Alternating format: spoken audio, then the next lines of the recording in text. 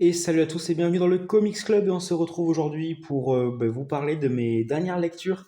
Donc ça fait un petit moment que j'avais pas fait de vidéo parce que j'ai eu des soucis comme je vous l'ai expliqué dans la précédente, des petits soucis techniques sur les vidéos, notamment de son. Donc du coup voilà, j'ai lu quelques comics et donc on va en parler dans cette vidéo. Et donc on commence avec, je vous avais présenté dans la vidéo précédente pas mal de récits complets en version kiosque. Et donc le dernier de celui-ci, le Marvel Saga numéro 1, avec une saga complète sur Ant-Man de Nick Spencer. C'est surtout ça qui m'avait fait prendre. Je vous l'avais présenté, je pense, dans une vidéo retour de magasin d'occasion. Donc on a tac tac tac tac tac 6 épisodes de la série Ant-Man de Nick Spencer. Ça s'inscrit dans une continuité, donc on a toutes les explications nécessaires ici. Même si après l'avoir lu, je pense que je vais essayer de trouver les numéros précédents parce que ça m'intéresse. Donc on retrouve Ant-Man Scott Lang, qui ne parle plus à sa fille par choix. La série date de quand 2016. Donc effectivement, ils ont essayé de faire quelque chose d'assez actuel pour l'époque. Et donc l'intrigue, c'est un super méchant qui va créer une application, un petit peu un Uber Eats du super vilain. Donc vous pouvez louer les méfaits, les actions d'un super vilain pour tuer un héros, pour braquer une banque, pour faire certaines choses. Et il s'avère que c'est un méchant de Ant-Man, que la cible principale de la première commande de cette application, ce sera Scott Lang. Donc il va se passer des choses à ce niveau-là. On a également des apparitions de Captain America. Donc je crois que ça doit correspondre à peu près au film Ant-Man. Donc Captain America, c'est Sam Wilson, donc parce qu'on voit qu'il fait une apparition dans le film Ant-Man, je pense que c'est un clin d'œil à ça. Mais c'est plutôt bien mené. On voit que Scott Lang, la fin de chaque chapitre, est en prison, donc on va voir un petit peu pourquoi. Et on a pas mal d'éléments, notamment euh, de la mythologie Ant-Man en fait, qui se sont passés avant. Donc c'est pour ça que je vous dis, moi je vais essayer de me prendre ce qui s'est passé avant parce que même si le petit édito suffit à tout comprendre, moi je reste un petit peu sur ma faim. Je vous avoue que lire ça sans avoir lu ce qui se passe auparavant, c'est un petit peu dommage parce que je pense qu'on a à y gagner. Et surtout, je pense que je vais essayer de voir s'il y a une suite, s'il y a eu un kiosque, un second kiosque avec un récit complet de la suite, parce que du coup ça se finit sur un cliffhanger que je vais pas vous montrer ici. Mais ouais, je pense que je vais essayer de prendre la suite. Donc, globalement, j'ai plutôt bien aimé, mais je reste sur ma fin. Je suis un peu frustré d'avoir ni ce qui se passe avant, ni ce qui se passe après. C'est pas quelque chose que je vous conseille forcément si vous avez besoin de tout comprendre de l'histoire, même si à l'édito, voilà. Si l'édito vous suffit habituellement, bah, n'hésitez pas. Parce que moi, j'ai compris quand même. Mais c'est vrai que c'est un petit peu frustrant de pas savoir ce qui s'est passé avant, parce qu'il y a vraiment énormément de mentions de ça. Donc voilà. Ensuite, je vous ai présenté dans la vidéo précédente, j'ai commencé à lire les comics Ultimate que j'ai reçus récemment. Donc Ultimate Fantastic Four, donc les Terrifics, où on a donc justement l'arc les Terrifics. On a l'arc Présidentor, l'arc les Terrifics, donc c'est la fin du passage de Mark Millar. Mark Millar s'arrête sur l'arc les Terrifics et on a l'arrivée de Mike Carey dans l'arc Guerre Cosmique. Donc, on continue. Donc, on avait laissé les 4 fantastiques après leur expédition sur la planète, enfin, c'est dans l'univers Marvel Zombie. Donc, on voit les conséquences. On voit dans le premier arc les Ultimate Inhumains. C'est vraiment pour c'est vraiment bien fait, c'est vraiment cool. Le premier arc est un petit peu compliqué, mais dans dans la mesure entre guillemets des 4 fantastiques, c'est-à-dire qu'il y a pas mal de voyages dans le temps entre les univers, les espaces, etc. Donc c'est un petit peu, voilà, il faut faire un petit peu de gymnastique à ce niveau-là. Ensuite, on a dans l'arc Présidentor également, parce qu'en fait il y a un annual avant, je pense, avec les Inhumains, je crois. Attendez, je vais pas vous dire de bêtises, parce que ça commence à faire quelques semaines que je l'ai lu. Oui, voilà, on a un annual donc avec les Inhumains. Ensuite, l'arc Présidentor voit l'apparition du Super Skrull et des Skrulls en général. Donc on nous explique que dans le tome 1 d'Ultimates, les Avengers, les Ultimates, on les va faire aux Chitauri, que les Chitauri sont une caste dissidente des Skrulls. Donc on a voilà, le Super Skrull qui apparaît, le Ultimate Super Skrull. On voit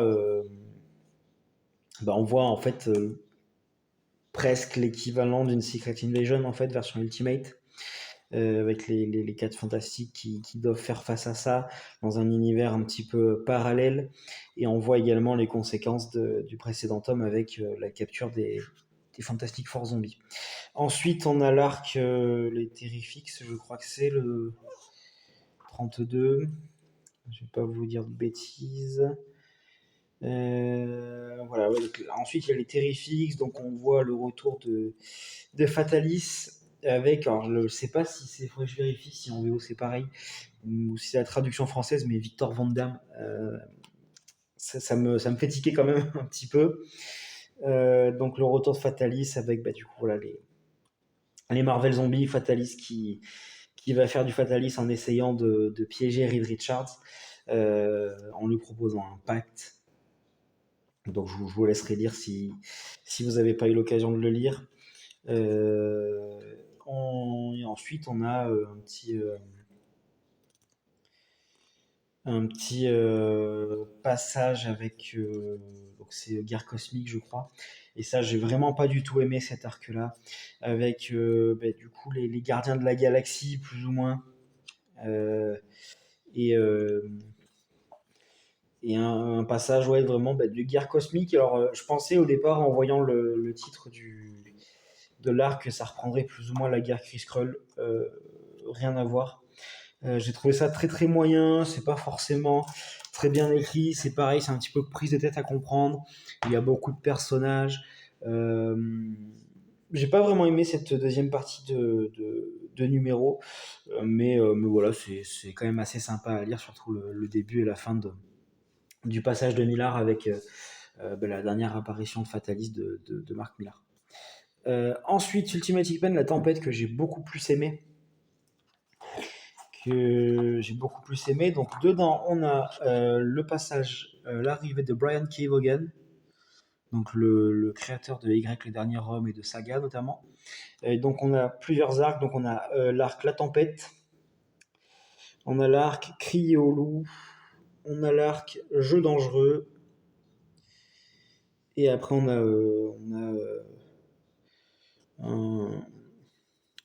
un numéro de complétion, donc une leçon difficile, et on a choc et émotion et étonnement. Donc ça j'ai beaucoup plus aimé parce que déjà moi les Ultimate X-Men j'ai beaucoup aimé précédemment. Les personnages sont plutôt bien caractérisés. À la fois c'est les personnages qu'on connaît, mais en même temps il y a le petit twist Ultimate qui change certaines choses. Et on a l'arrivée, donc le premier arc de Mister Sinister, qui est en fait ce personnage là, et n'a rien à voir avec sa version 616. C'est un tueur en série. C'est un tueur en série à la solde d'Apocalypse. Sa première victime, c'est ce personnage-là, qui s'appelle Jean-Paul Bobier, donc, que vous connaissez très certainement sous le nom de Vega. Et donc, c'est un tueur en série de mutants. Et donc, du coup, les X-Men, les mutants de Xavier vont s'en mêler parce qu'ils ont peur qu'ils s'en prennent à eux, et eux sont pour la paix, etc. Donc, si un tueur de mutants sévit, ça pourrait rendre les mutants d'autant plus dangereux. Et on a plein de petits caméos parce que du coup, les victimes de Mister Sinister sont prétexte à rajouter quelques noms, quelques name dropping. Donc on a ici Roberto da Costa, Solar, qu'on voit sur, voilà, vous voyez, deux planches. On a toujours nos X-Men dont les points de vue divergent, c'est toujours intéressant, notamment Colossus qui est toujours un petit peu en marge de l'équipe. Certains qui se posent des questions, qui sont un petit peu en questionnement existentiel, hein, le Warren Washington, Angel. Donc c'était vraiment sympa. Donc on voit là, vous voyez Ultimate Apocalypse. Hop. Ensuite, on a le retour de notre ami Rémi Lebeau, j'ai perdu son nom. Gambit. Euh, donc là, il va être très lié à Malicia dans cet arc-là, donc c'est plutôt cool, c'est plutôt intéressant. On a quelque chose d'assez inattendu, mais du coup qui relève des petits twists ultimate. On a deux mutants qui s'appellent Von Strucker, avec leur société qui s'appelle Fenris, qui essaye de prendre le contrôle sur le monde grâce au pouvoir des mutants, et qui vont proposer un deal à Malicia pour qu'elle puisse mieux contrôler ses pouvoirs. Donc je vous laisserai lire pour savoir ce qui se passe, ce qu'elle choisit et comment tout ça se passe. Et ensuite, donc on a sur les arcs suivants l'arrivée de Ultimate Longshot et Ultimate Mojo. Et autant c'est pas un personnage que j'apprécie beaucoup dans l'univers 616 de ce que j'ai lu, parce que j'ai peut-être pas lu aussi les bons comics, autant là je l'ai trouvé très très cool. Donc Mojo, c'est un patron d'entreprise d'une chaîne de télévision sans scrupules qui, pour faire de l'audimat, n'hésite pas à tuer en direct des mutants, notamment donc Longshot, qui l'accuse d'avoir commis un meurtre d'un homme important et influent. Est-ce que Longshot l'a commis? Est-ce qu'il ne l'a pas fait? On le saura en lisant. Et du coup, voilà, les X-Men se retrouvent mêlés à ça. Ensuite, on a donc le numéro un petit peu remplissage où Xavier se retrouve pris dans un braquage de banque d'un mutant, vous voyez, avec deux têtes. Donc voilà, il va essayer de gérer le braquage et la prise d'otage comme il le peut avec ses pouvoirs. Donc c'est assez intéressant et ça montre une autre facette de Xavier,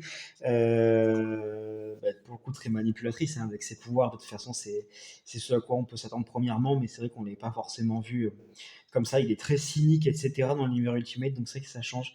À la fois j'aime bien le changement, à la fois j'aime pas le personnage du coup. Et on se retrouve dans le dernier arc, un petit peu projeté dans le passé de Tornade, de Ororo. Et c'est vraiment intéressant. Donc on a l'apparition de Ultimate Daystrike, Lady Daystrike, qui est lié donc au passé d'Ororo et qui va rapprocher Ororo et Wolverine. Donc ouais, un bon tome, ça m'a beaucoup plu. Il me tarde de lire la suite. Voilà, je vais lire la suite sans trop tarder d'ailleurs, je pense, et je vous tiendrai au courant de ce que j'en ai pensé. Ensuite, je voulais présenter dans la précédente vidéo, j'ai lu le Superman Dark Prophecy de Joshua Williamson, Jorge Jiménez et Eddie Barrows. Donc j'avais bien aimé le premier tome. Celui-ci, pour le coup, Alors, il est vraiment très cool. C'est vraiment la suite et l'aboutissement de certaines choses, le règlement de certaines petites mises en place d'intrigues. Par contre, autant le premier tome, effectivement, on m'avait dit qu'il n'y avait pas forcément besoin d'avoir lu la série précédente, notamment du coup Absolute Power. Bon, ça, je l'ai lu, mais surtout Dawn of Superman, que j'ai pas lu. Autant dans celui-ci, j'ai plus senti le manque en fait de l'avoir lu, de ne pas l'avoir lu. Donc je vais peut-être me les procurer parce que pour le coup, lire ce tome 2 sans avoir lu Dawn of Superman, il doit me manquer pas mal de choses, notamment vis-à-vis de cette carte rouge, là, la kryptonite rouge de synthèse. Mais globalement, j'ai beaucoup aimé. Les dessins sont superbes. De toute façon, Jorge Jiménez et Eddie Barrows, le personnage de Mercy est vraiment, vraiment, vraiment intéressant. Ça peut faire assez cliché de la méchante, etc. Mais j'ai trouvé ça plutôt intéressant. Mais par exemple, voilà, vous voyez ce personnage-là. Je l'ai passé. Ce personnage-là, l'esprit de Metropolis, etc. Je aucune idée et pour le coup ça manque parce que du coup on comprend pas vraiment ce qu'elle fait là. Mais voilà, c'est la fin de certaines intrigues, notamment les pouvoirs de Loïs, etc. Donc ouais, dans la lignée du premier, j'ai plutôt aimé. Il y a des choses qui se mettent en place dans des interludes pour la suite. Donc hâte de voir la suite, mais je pense qu'avant je vais me procurer les Dawn of Superman parce que j'ai pas tout compris sur certaines choses qui se sont passées avant. Et enfin, Justice League Unlimited. de Mark Waid avec Dan Mora, Travis Moore et Clayton Henry. Et en fait, on suit dedans pas tellement la série Justice League Unlimited en elle-même, mais un crossover qu'il y a avec. Et vous voyez, c'est pareil pour le Superman, mais ça, c'est. J'avais déjà fait le reproche sur les tomes 1, mais qu'il ne l'ait pas fait pour les seconds tomes, alors que du coup, il y en a eu des précédents. C'est dommage. Pas d'édito, pas de précédemment, pas de. Ça, c'est vraiment dommage. Et franchement, c'est une erreur. Une grosse erreur, parce que c'est 2 pages de plus. Et vraiment, c'est nécessaire. Surtout là, si vous n'avez pas lu le Batman Superman World's Finest, moi j'ai lu que le tome 1, il me manquait sûrement beaucoup d'éléments pour suivre ça. Et un édito pour reprendre un petit peu les 2 séries, un paragraphe par série, hein, pas plus, mais franchement c'est vraiment dommage. Et donc du coup, voilà, comme je disais, on suit un crossover entre Batman Superman World's Finest et Justice League Unlimited. Et moi en fait, je sais pas si c'est le fait que j'ai pas lu ce qui s'est passé avant, notamment dans World's Finest, si c'est voulu à la lecture, si c'est moi qui suis trop bête. Plusieurs fois, j'ai été perdu. Il a fallu que je retourne plusieurs pages en avant pour essayer de comprendre certaines choses. Vu qu'en fait, donc le crossover s'appelle We Are Yesterday. Euh, avec un super accent. Donc nous sommes le passé, ce qui est traduit, donc ça aurait pu être traduit, nous sommes hier. Euh, et en fait, donc du coup, il y a toute une histoire de plusieurs moments, plusieurs univers, donc plusieurs versions des personnages, donc notamment avec World's Finest, hein, parce que World's Finest, on sait que c'est quelque chose qui se passe avant la plupart des séries régulières. Et j'ai trouvé ça presque illisible en fait. Alors je sais pas si c'est du fait que moi je n'ai pas lu World's Finest. Vous voyez, on les reconnaît. Par contre, les dessins de World's Finest, j'aime beaucoup. C'est vraiment super cool. Mais mais voilà, après ça donne certaines choses, vous voyez, avec Robin D. Grayson qui rencontre Nightwing. Euh, c'est vraiment, ça donne lieu à certaines scènes sympas. Hein. Voilà, Batman qui revoit Alfred, etc. Mais en fait, moi, jusqu'à la fin, pour le coup, la conclusion rattrape la chose. Et j'ai rattrapé, j'ai pu comprendre peut-être ce qui m'avait manqué. Et au final, je sors pas frustré de ma lecture. Mais clairement, mettre un crossover comme ça directement en tome 2, alors que moi j'avais beaucoup apprécié le tome 1, mais ça m'a un peu freiné dans la série. J'espère que le tome 3, il y aura vraiment un arc complet de la série Justice League Unlimited, parce que pour le coup, moi j'avais trouvé le lancement super cool. Là, le crossover, j'ai moins aimé, ça m'a freiné dans la lecture. Du coup, enfin, moi j'attendais beaucoup de choses de la série, comme je vous avais dit, avec tous les héros, ça crée des groupes vraiment disparates et improbables pour certains, donc ça crée des énergies différentes. J'avais adoré les synergies également entre les pouvoirs, etc. On voit pas ça là.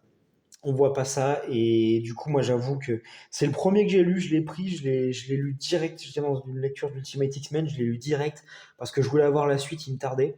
Ben, j'ai été déçu. J'ai quand même apprécié ma lecture, mais j'ai quand même été grandement déçu vis-à-vis en fait de ce qui s'était passé dans le tome 1. Donc voilà, moi je vous le conseille si vous lisez World's Finest, si vous avez aimé, si voilà, mais, euh, mais sans plus. Voilà, ben c'est tout pour mes lectures. N'hésitez pas à me dire dans les commentaires, pardon, la caméra qui bouge, dans les commentaires ce que vous avez lu. Si vous avez lu ben, notamment ces tomes-là, ou Justice League, Superman, ou les comics Ultimate. N'hésitez pas à liker la vidéo si vous l'avez aimé. N'hésitez pas également à vous abonner si vous voulez voir la suite de mes lectures, la suite de mes achats. Et puis, n'hésitez pas, comme je vous disais, à mettre en commentaire également ce que vous lisez, parce que ça m'apporte beaucoup également, ça m'apporte des découvertes ou au contraire, quand on me dit c'est vraiment pas terrible, j'évite d'acheter, ça me fait économiser de l'argent. Donc n'hésitez pas à me donner vos avis également. Et puis moi je vous dis à bientôt dans le Comics Club.